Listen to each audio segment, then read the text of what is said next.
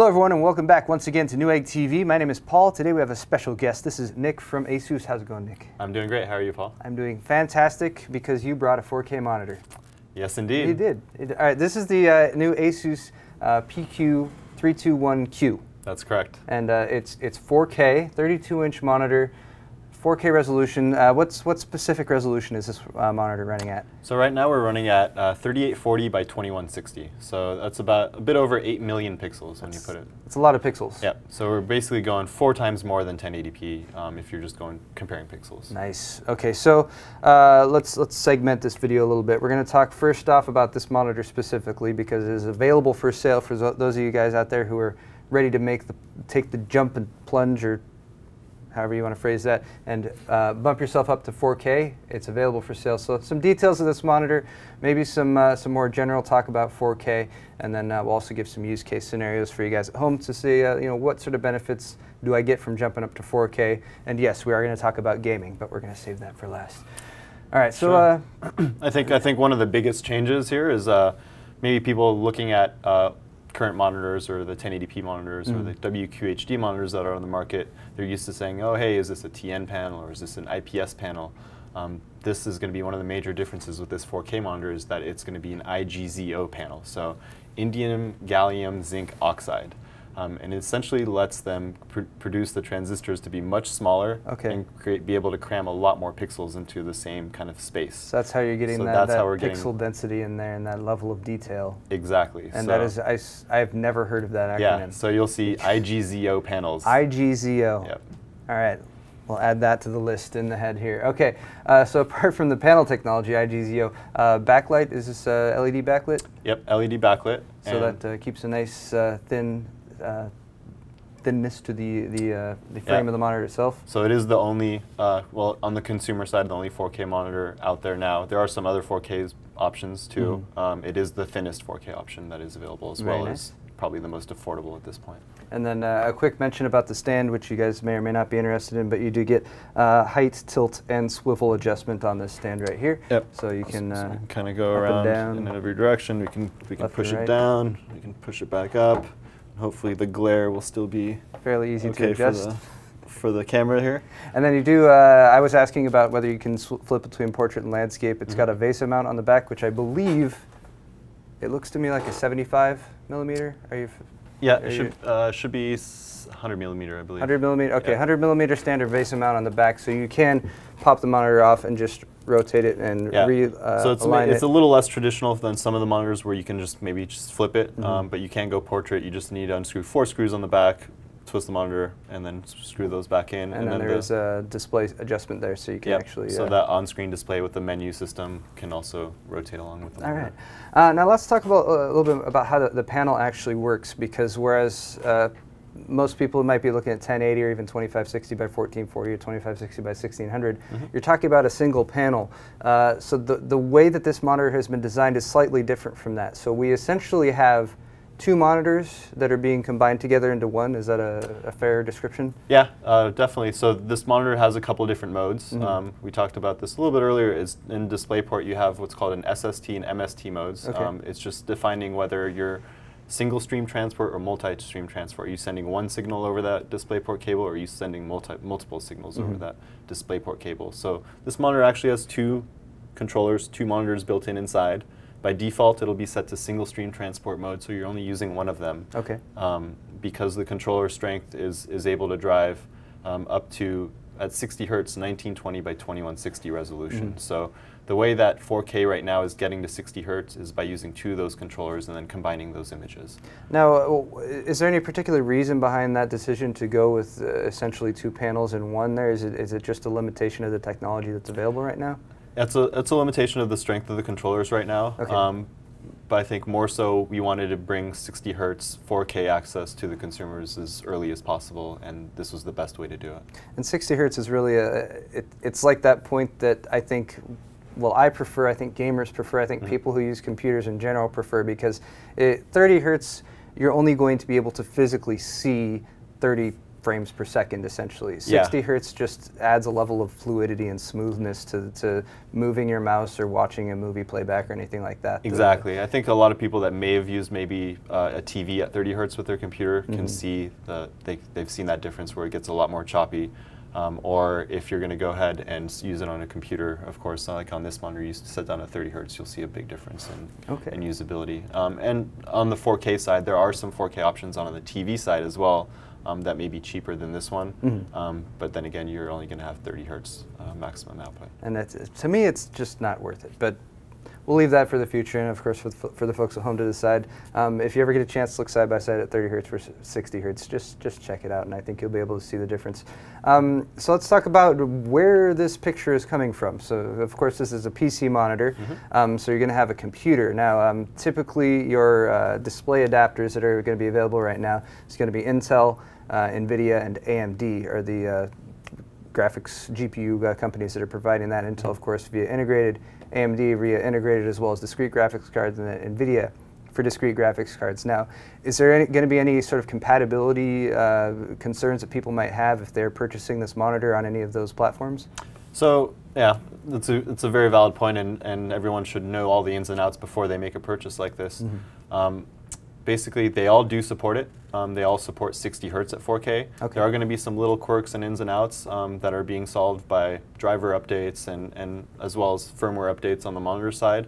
This is a very bleeding edge and cutting edge product, so there are updates, but as you can see right now, we are at 60 hertz at 4K, and we are using the system to my right here, which is using a single GTX 780 graphics card. Okay, so right now we have an NVIDIA-powered system right here that's pushing this display over here.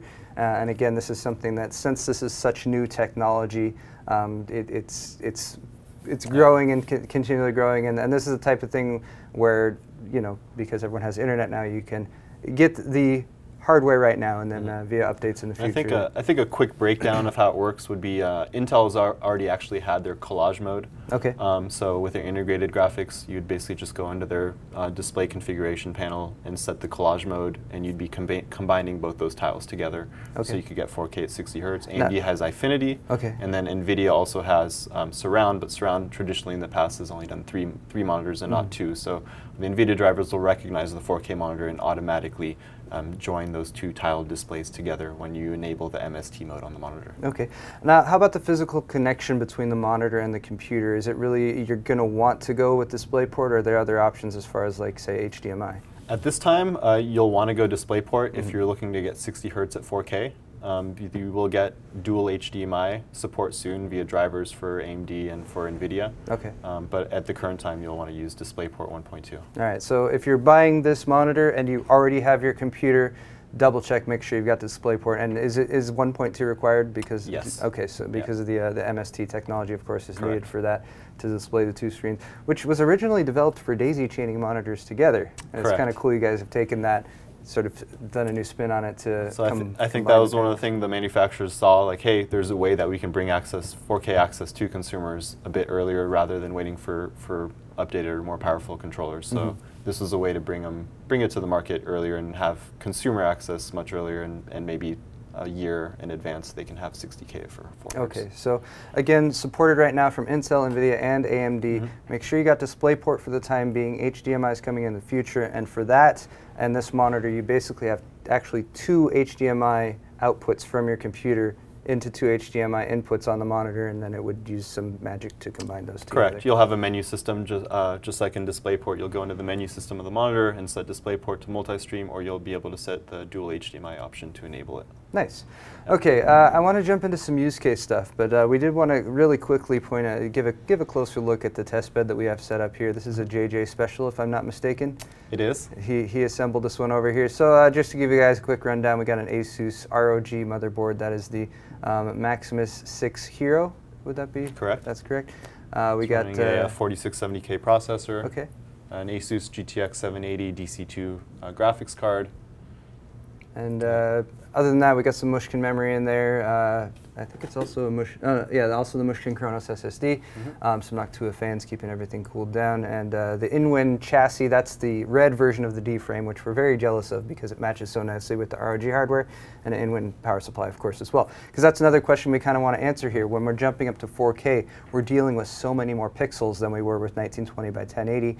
Of course. Not, even 2560 by 1600, 2560 by 1440. So the graphics cards are also going to need to have the power to push that many pixels, particularly if you're talking about doing 3D gaming on one of these. So I think we'll be able to give you guys a little bit better idea of that as well. So if one was looking into purchasing this panel, not for gaming, I don't know why, but let's say you wanted to use it for your day-to-day work, something like you're doing video production or something along those lines.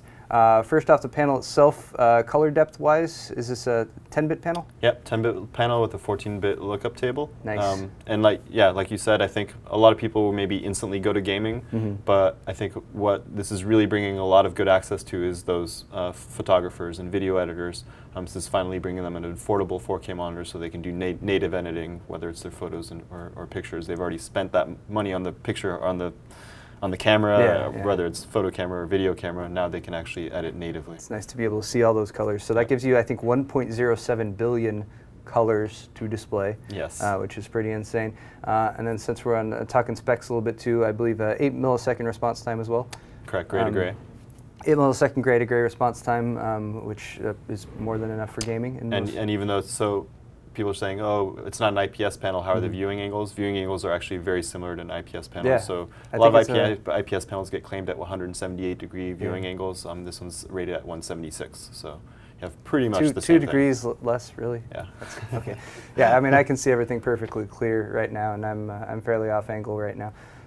So there's a couple specs for you guys. Now let's talk about, I believe we have some 4K images we might want to pop up here. Yeah, we can pull up some 4K images just to kind of see the level of detail. So here are some images that I brought over. They're about 180 megabytes each, TIFF files. So not the most uncompressed, but still a fair amount of detail that you'll be able to get over it. So we can pull up maybe this modeling picture here, and as we can see, okay, this looks like any other monitor where you'd pull it up.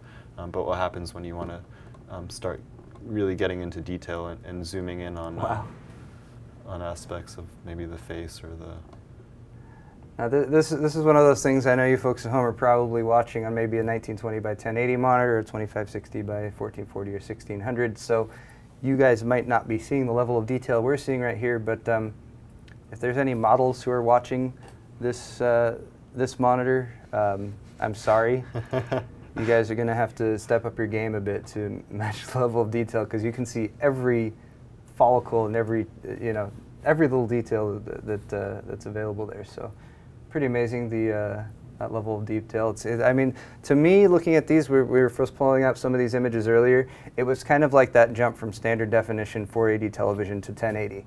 And you get that first look, and you're like, well, why do I need high definition? Then you look at it and you say, like, wow, that's insanely detailed. So. It's really one of those things where, you really understand it when you see it with your own eyes up close.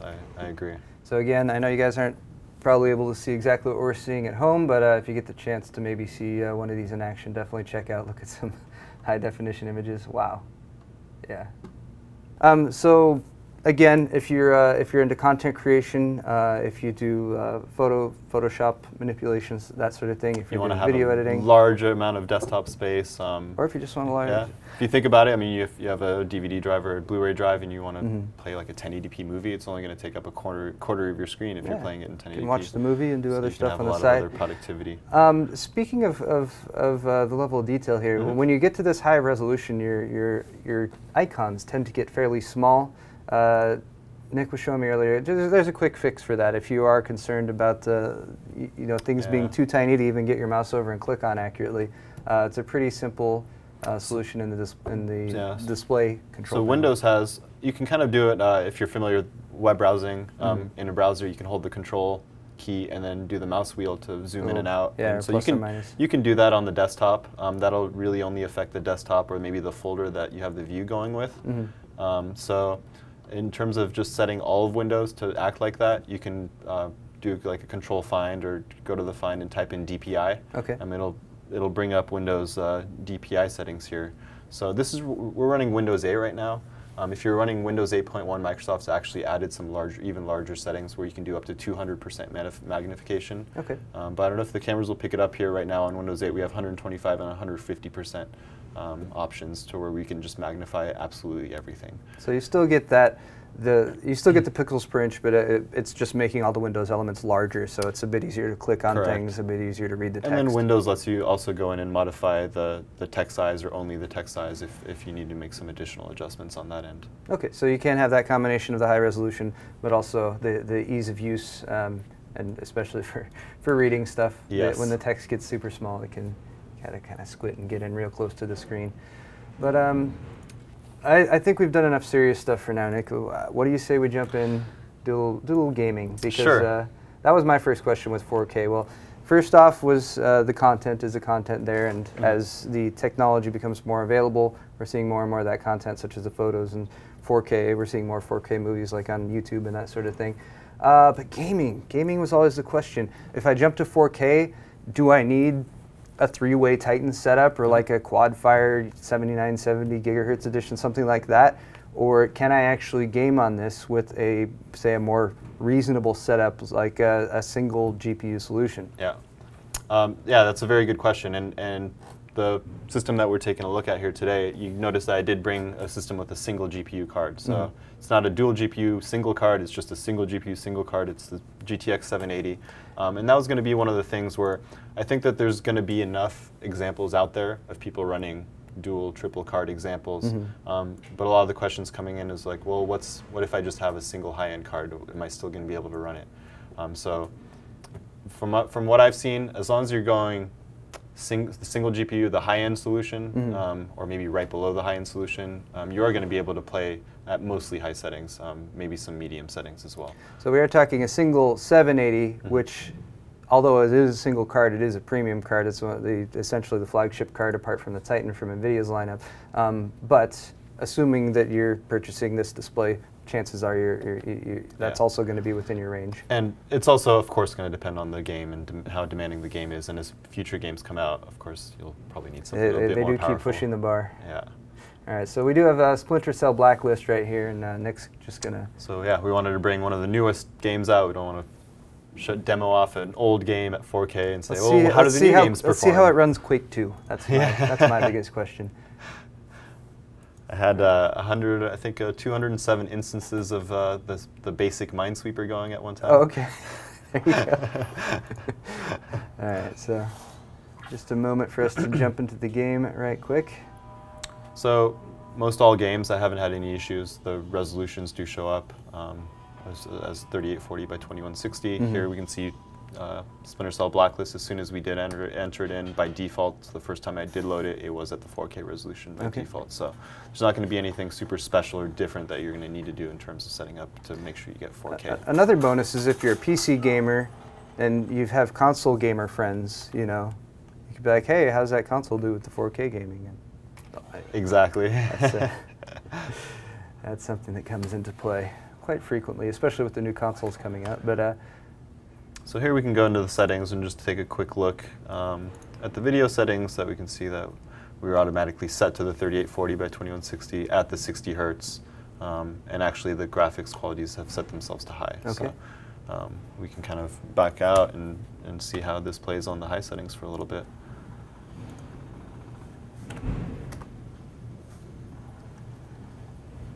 This is a game I actually have not had the chance to play yet, so that's why I'm letting Nick do the honors right here. But so how much time have you actually had to So this game, I've only played this game 5 minutes, and this part's going to be a bit slow. So I haven't gotten too much past this part, but we can kind of get an idea of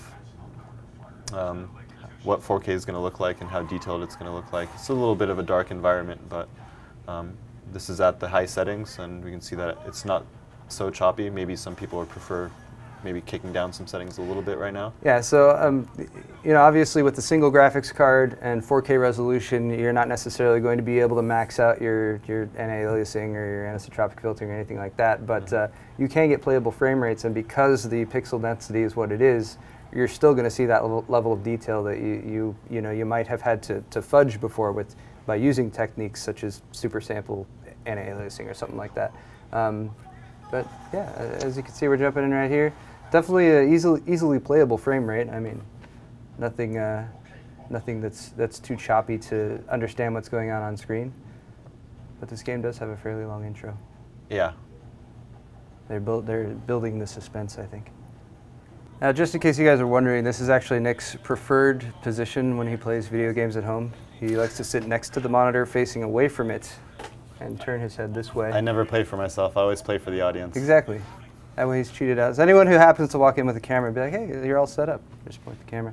Anyway, as you can see, again, Splinter Cell Blacklist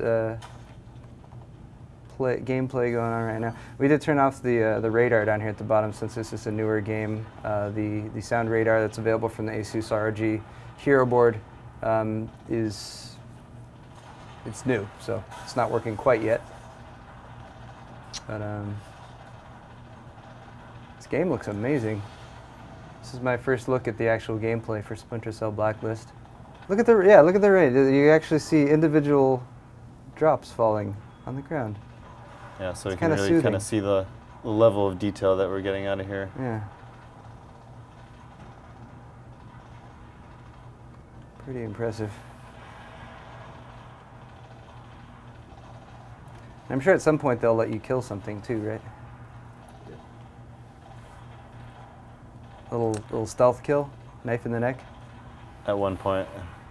Steve, have you tried this game out yet? No.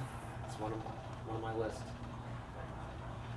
Steve's list, by the way, never ends. Steve's list goes on forever. I need to... little blind fire. That's some pretty accurate blind firing, I think.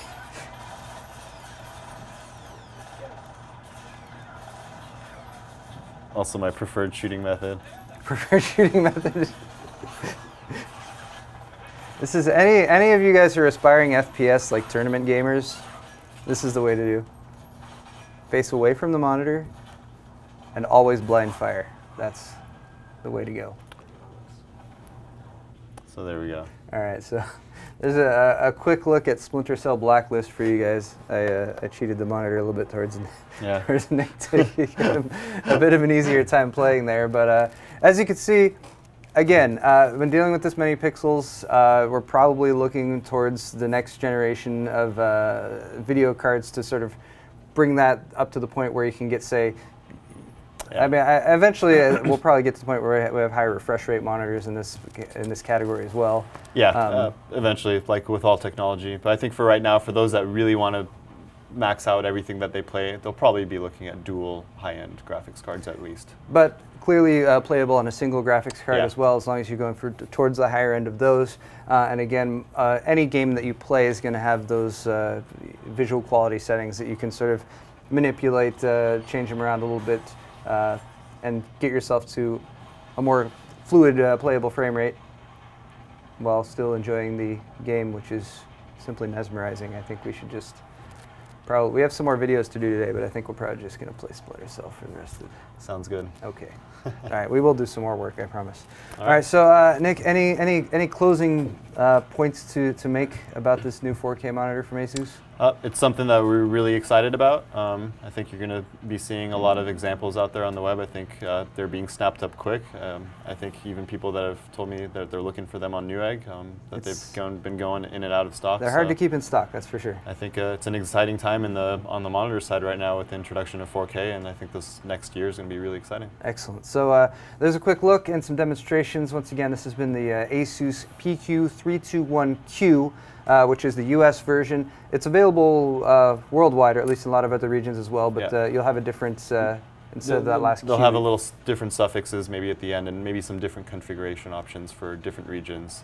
Rest assured, the North America option is going to have all of the options that, that you guys are everything that you need. Yeah. All right, well, Nick, thank you very much for sharing this info with us today. Thank you, Paul. Thanks to all you guys at home for watching. Of course, if you'd like to see more tech videos, they're all available on our Newegg TV YouTube channel. Don't forget to subscribe. Don't forget to like this video if you like 4K, because I do. I mean, at least so far. We'll see you all next time.